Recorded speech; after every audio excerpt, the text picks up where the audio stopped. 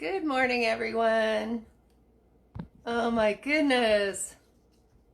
It's a happy Monday. Just setting up the camera there. Okay, so we're going to do a couple things here. And yeah. So, how is everyone this morning? Hope everybody had a good weekend. I have one of my beautiful zucchinis from the garden here. And yeah, so I'm really quite happy to have this guy. And I actually had quite a few this year, which was super awesome. And yeah, really just lovely to have. So still have a few, and then we have the squashes. I need to bring the squash in. Squashes. Oh, is that a word? Squash? Squashes. I have many. I didn't grow them though. The squash, other than zucchini. The squash actually came from Kirsty Allen at Old Orchard Farm, and they have they still have lots of fantastic produce at the Spirit Square Farmers Market. And so yeah, so that's super exciting. And yeah, so just looking here, I thought I had more information on that, but I don't seem to. But anyways, yeah, I'm pretty sure they're still on for Saturdays at the Spirit Square. So we're just going to put together a little super easy, I don't know, maybe I'll peel a little bit more. I might need a little more than that. And I don't know why. Like, I'm not a professional gardener, and I'm not a professional cook. And I'm just a professional natural health consultant, certified herbalist. And so we just do this Facebook thing here to share recipes and to hang out and learn how to prepare healthy foods in a different way. And I'm really struggling with this because the skin is so hard. I'm going to have to hold on to this other end here because the skin is very hard on this guy. And I think I need just a little more zucchini for what I'm making. So what we're going to do is we're going to do a little bit of a twist on a Greek salad. And then we're going to make a dessert. And hey, Kate, good morning. Nice to see you. Nice to see everybody on here. Yeah, so we're just going to, I don't know, I think that's about enough probably. And yeah, so we're going to work with this. And what I do with my Greek salad, it's a little bit different because I find a couple things. The reason I do it like this is because I like to make a meal that'll last, a couple days at least, maybe 3 days. And it just saves time when you have something, when you're making something, and then you can have a little bit more. You can even skip a day and then have it 2 days later if you don't want leftovers the very next day. And so with a regular Greek salad, I find that with the cucumbers and the tomatoes that are traditionally used, that they tend to go mushy after a day or so.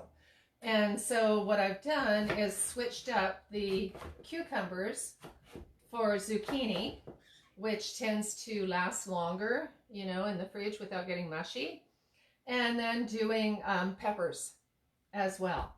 So yeah, so if I'm going to add tomatoes, I like to add these whole ones because they won't mush either. If you have the little tiny cherry tomatoes, that works really well. Otherwise, I just find that things just get too mushy after a day. And so, this is just like a super simple recipe, and I might need to peel a little bit more. I wasn't sure how far that would go on the skinny end. So let's see if I can dig in here. Oh yeah, okay. I just have to put some more muscle into it and and try and get the, it might help if I aimed the blade the right way.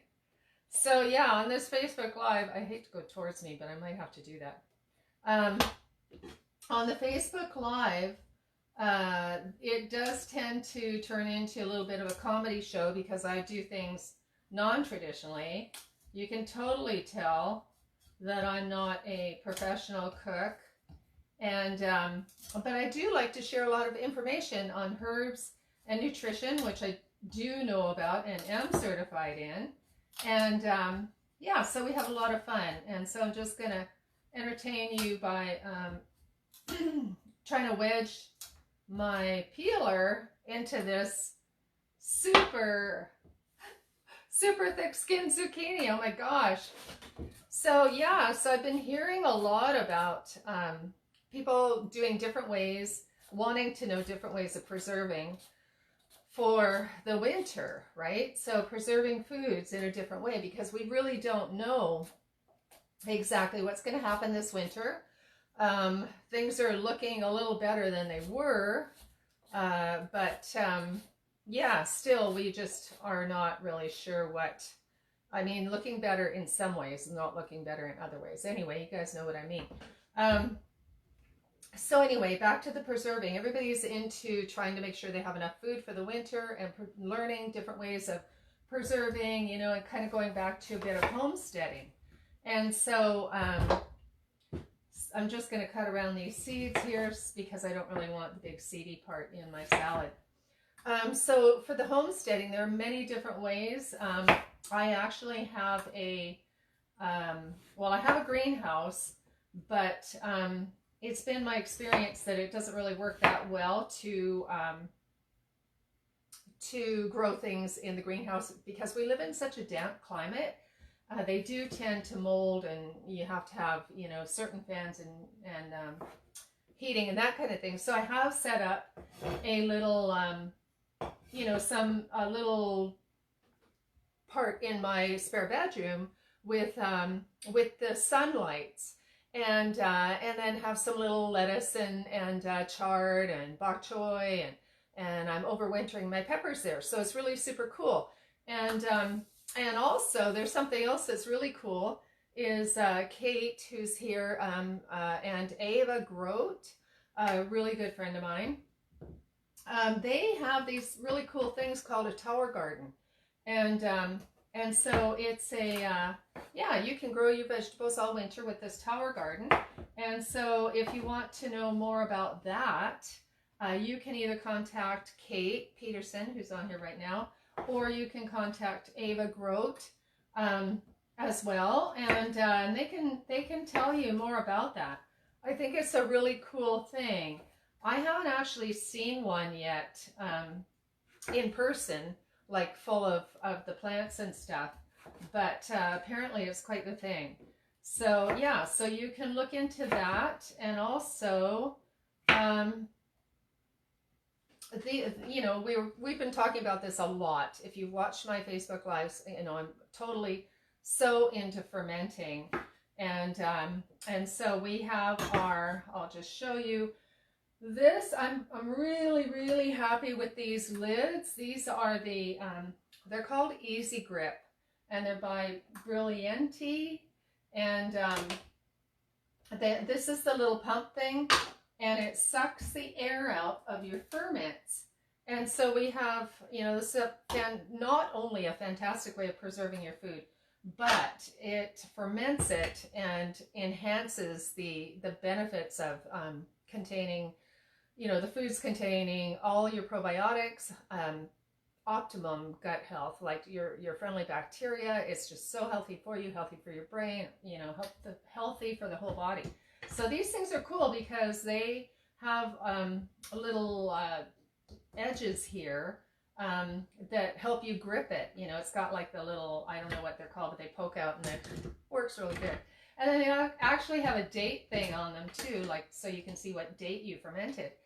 And it sucks the air out, and you can see I have my carrots here with the grape leaves, and they're, you know, it's just fabulous because a lot of times when you're fermenting, if the food at all goes above the hey Darlene, good morning.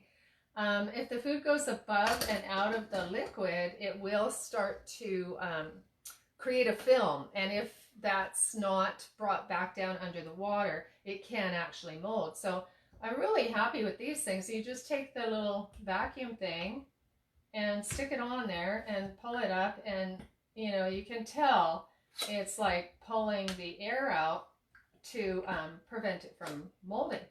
So that's really cool. So fermenting carrots with grape leaves, and carrots here, and then tomatoes as well, and they're coming along really nicely.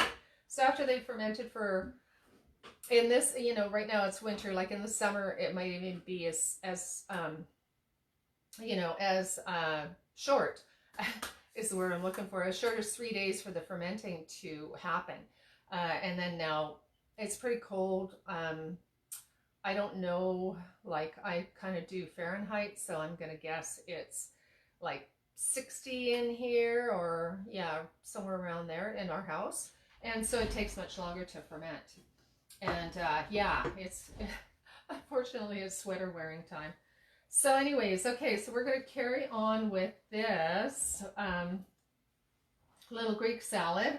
And I think what I'll do, put my cutting board here and try and get these guys to come into my bowl nicely. Nice, nice. And if any falls on the floor, it's very healthy for the dog to have raw vegetables. So there goes one for her, and she loves them, which is really good. We have belonged to different dog rescue organizations. And I haven't had a dog that loved vegetables as much as this one does. So it's super awesome. So the other thing we're going to do here, and all the vegetables been washed, you know, it saves so much time if you wash your vegetables before you put them in the fridge, because then they're ready to go, right? They're easy to just open up the fridge door and grab them. And so, yeah, so I use peppers instead of tomatoes. And of course, these peppers are really, you know, we're so lucky right now that, you know, that these are still fairly organic. It's harder to get the organic ones in the winter, but they still provide vitamin A, vitamin C, you know, and I did dehydrate a bunch of peppers, which is another way of preserving, right? So many people are asking me, you know, how to preserve and how to do all these things, you know, kind of going back to the homesteading. And cute little tomatoes from the garden. Going back to homesteading, and it's so, you know, it's so funny. It's not really funny, but it's kind of funny to me, and really awesome that people want to go back to learning the old ways of canning and that kind of thing. And I've been fortunate that since you know, since I was 20, I guess, that my aunt and my uncle had, they were into canning and that kind of thing. And so they taught me those things. And it's been so handy to be able to know how to can your own food, right? And then that's where we got the most fantastic, these were washed, but these are from my garden. I left the little things on because I think that I don't know for sure, but I think it preserves it. Hey, Jane, you're here. So nice to see everybody. And okay. Awesome. We're getting links. That's so cool. It's so cool that we have such a great community here of everybody hanging out, sharing information. And like I said, I don't really want to put cut tomatoes in this Greek salad because I find after a couple days it just mushes. So I'm not going to do that. Which way will I put it for you guys? What's the best view? Oh my gosh. Sometimes I get so hung up in the details. And so anyway, I had a fabulous weekend. I actually attended a virtual weekend event, which I wasn't sure how it was going to go. You know what? I actually attended two of them. Two different styles. And my stuff's falling over here. And I wasn't sure how it was going to go because, you know, I mean, thankfully for Zoom, everybody's able to do things, right? So that's super awesome. And I cut this way too wide. Okay, so we'll just do little chunks. Sometimes I really can't talk and work at the same time. Anyways, yeah, the events were awesome. Thanks to Zoom. And so there were speakers all weekend on all kinds of different things. Oh my gosh, it was just so interesting. And yeah, it's pretty impressive, really, how you can get a group of people together on Zoom and actually interact. And so, and I have to say, the one event was pretty high tech, really. And everybody was able to be together and interacting at the same time, which, you know, so it wasn't like a webinar, you know, it wasn't like just watching one person show you something or talk about something. It was very interactive and fun.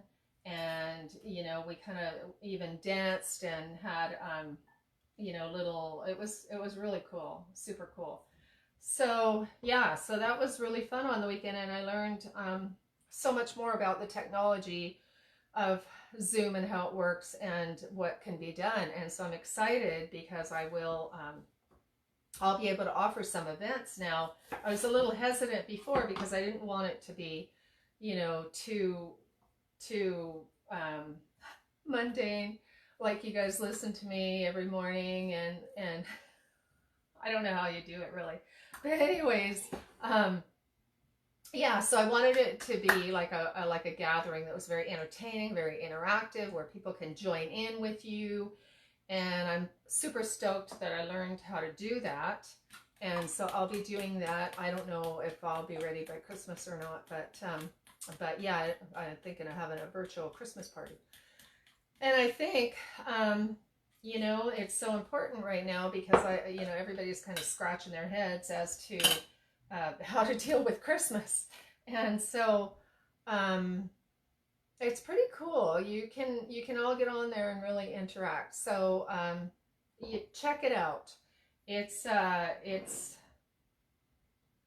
like a kind of like a community room. You know, I don't remember the exact terminology, but it was super awesome. Okay, I better get back to telling you guys what I'm doing. I'm just poking away here without yapping about my weekend and not telling you what's going on. Okay, so we obviously put red onions in. And we're going to put, traditionally, you know, it's traditionally black olives into your Greek salad that is not traditional. And then we're going to use a really special dressing here. And I will talk about that. So, and of course, everybody knows olives are so good for you too. You add as many as you want, whatever turns you on. You can add different colored olives. Yeah, they're just... I hope everybody likes olives because they're so beneficial. Okay, so what we're adding here is this is what I call, and I need a better name for it, I call it my basic salad dressing, but it's so not basic. It's like the cold and flu sore throat remedy recipe into a salad dressing that you can make the salad dressing into a sesame ginger. You can make it into a Thousand Island. You can make it into a Catalina. You can do whatever you want with this recipe. And it has it's the one that we always turn to that does everything, including stimulate your immune, or not stimulate, protect your immune system. And so it has garlic, onion, horseradish, apple cider vinegar. In this particular case, it does have some olive oil, but you could omit that. Ginger and honey, I think. Anyways, it's on my Facebook, it's on my YouTube, it's on my Instagram. This is the most fabulous salad dressing you can ever make and do so many things with this. And the taste is absolutely incredible. You just eat it by the spoonful. So I'm using that instead of the traditional Greek salad style dressing. I am going to add oregano. I'm looking, here it is. I am going to add oregano. That's pretty traditional for your Greek salad. So I'll add a little bit of oregano to that. And I should probably cut that little piece of zucchini in there. Okay. Typically, this would be made I think. I mean, I'm not an expert on Greek salad for sure. Typically, I think it would be made with an olive oil and an apple cider vinegar. So I am going to add a little bit more of this homemade apple cider vinegar that we made, and add just a little bit of that around too. I mean, we already have apple cider vinegar in the in the super fantastic salad dressing, but we'll add that too. And just to get it to, you know, mix and coat really well, I am going to add a little bit of avocado oil. So I'm going to use the avocado oil instead of the olive oil. And so that's what we're going to do there. And this big piece of zucchini is kind of bothering me because he's like too big. You need to get chopped down a little bit. Okay, so we're just going to cut him in half and pop him back in. Okay, and then the other thing I'm going to add to is this fantastic, this is the Earth Island Parmesan. Get my little cloth again here. The Earth Island Parmesan, I love it. This is the, did I open this one? I think it's brand new. Testing my strength here. It is brand new, but I managed to get the lid off. Okay, yeah, so you can see it looks just like regular Parmesan, like the, you know, the powdery kind. Or they call it grated. I don't know what they call it. But this is non-dairy, and it is absolutely, okay, I'm not going to embarrass myself by trying to pull that lid off. I'm just going to do it like this.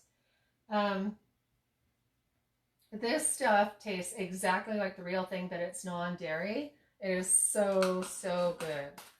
So you can get this at any health food store. I bought it at Healthy Habits here in Port Alberni.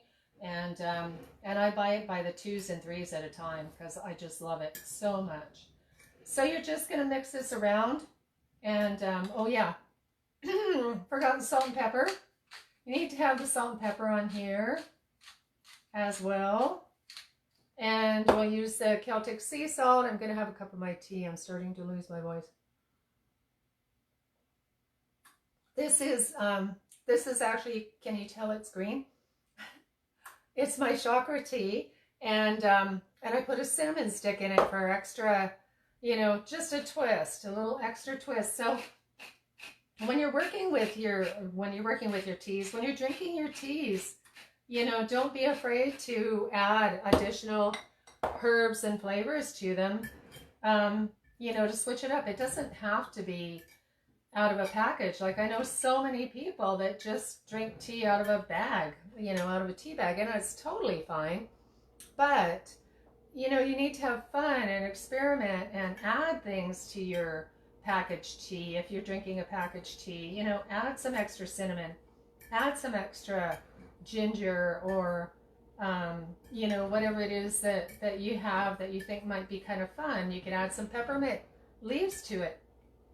I actually spoke with somebody the other day, and they dehydrated quince. Like I think quince is in season, and they dehydrated the quince and added it to their tea. So, you know, why not, right? I've never heard of doing that. I've never thought of doing that with a dried fruit in my tea, other than, you know, the typical orange peel and that kind of thing, but pomegranate and stuff like that.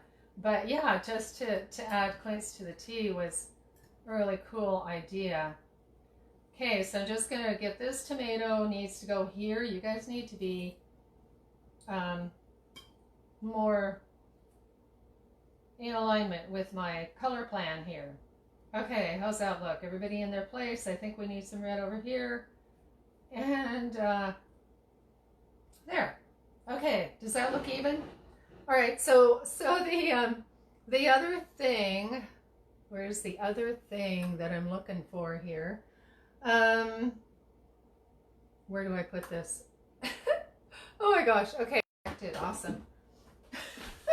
Gives me a chance to go get my coconut oil. Alrighty. Am I back? We got disconnected. It was perfect because I got to run and get my coconut oil. Unless I was on, and that's okay too. Yeah, so we're going to add a little more coconut oil to this next recipe. And Okay. Oh, the other thing I wanted to talk about as I throw all the silverware on the floor was elderberry. And okay, I'm gonna try and focus on this recipe for just a second, and then I'll tell you other things. I don't know how much. I'm gonna make some really easy, super cool sort of cookies-ish, kind of. Okay, we're gonna let that melt, and we will set these here on the clean cutting board, and so that I can use those to do the other thing. Okay, so the other thing, what we're gonna do is we're gonna turn that up a bit just to get it melting, and we're going to add some maple syrup to it. And this is a super simple recipe. This is gonna be dessert for tonight. I'm gonna add pure organic cocoa or cacao, whatever you want to, whatever you have is totally fine. So I want to and you can add to this. Okay, I totally am gonna guess at how much is in there. I'm gonna guess there's a half a cup of coconut and a quarter cup of maple syrup. That's my guess. Okay, we're gonna add a little bit of vanilla to this and let that melt down while I tell you about the elderberry. Okay, a little bit, like, whatever, a teaspoon of vanilla, close enough, and put that there. We're gonna give that a minute, or maybe we'll add the cocoa too. Maybe just to get it mixed. We'll do that. All right. Okay, so if you guys can get a hold of elderberry, I'll tell you about it while I'm doing stuff here. Okay, how much is that? I think I need a higher chair. I can't see what's going on over there. Maybe you guys can tell me. Was that 2 heaping teaspoons? I think we definitely need more. Let's go like we need more cocoa. La la la. Let's just go for it. We love cocoa. I'm gonna say quarter of a cup. What do you think? I think that's pretty close. Okay, so we're gonna kind of let that melt for a second, and then I'm gonna tell you about the elderberry. This is the elderberry syrup that we made, oh gosh, in the summer. So if you can get a hold of elderberry, it's horribly expensive. It really is. It's like craziness to buy the berries. But some of the health food stores and other places have it at a pretty decent price. And I encourage you to get some, because for this winter, with the cold and flu season coming on, it is one of the best things that you can really use. It has something called polyphenol. I think it's called polyphenol compounds. And anyway, it's just so good for for your congestion, your sore throat. It's antiviral. It's anti-inflammatory. Elderberry has been known for years and years and years to be helpful with sore throats, colds, flus, respiratory issues. It has the those things that the purple berries have, anthocyanidins. Am I saying that right? Anthocyanins.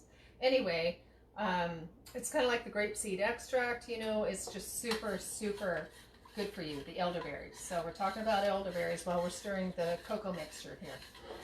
Okay, and I'm just going to turn this off because I have that heat on. And so with the elderberries, I was going to say something else. Oh yeah, okay. With the elderberries, like, they have all of that anti-inflammatory, antibacterial, antiviral. They are just like, elderberries are amazing. So I definitely think you should get some elderberry syrup. And like I said, I made this, but it's crazy expensive to make on your own. I don't know that I saved any money at all. You can buy it at any health food store, and I encourage you to do that. So the other thing, that's what I was going to say. my cold and flu tea, it's going like it is just flying out the door.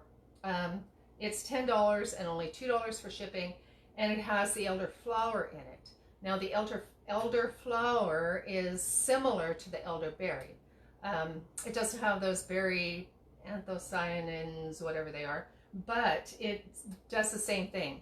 Decongests, it helps you to, it helps if there's any congestion. They're also antiviral, antibacterial. The elderflowers are amazing, and so this is my cold and flu tea, and it has the elderflower, which does all of that respiratory stuff to help you through that. It also has yarrow, which helps you to sweat if you have a little bit of a fever or something like that. It'll really help to calm that down and to open up your pores and allow you to not feel just not so achy, you know, so it really helps with the achiness. And then it has peppermint, which is also really, really good in case of sore, achy joints. I mean, peppermint does so many things, digestion, all other kinds of things. And then it has the mullein in it too. Mullein protects and soothes and heals the lungs. It's been used for people going through pneumonia and that kind of thing, just because it's so soothing and healing to that lung, all the little, the membranes, the lung membranes, and I think it's called, oh my God, it's been a million years since I took anatomy. The alveoli, or the, I don't know if I said that right. But anyways, the lung tissue is super, super healing, the mullein. And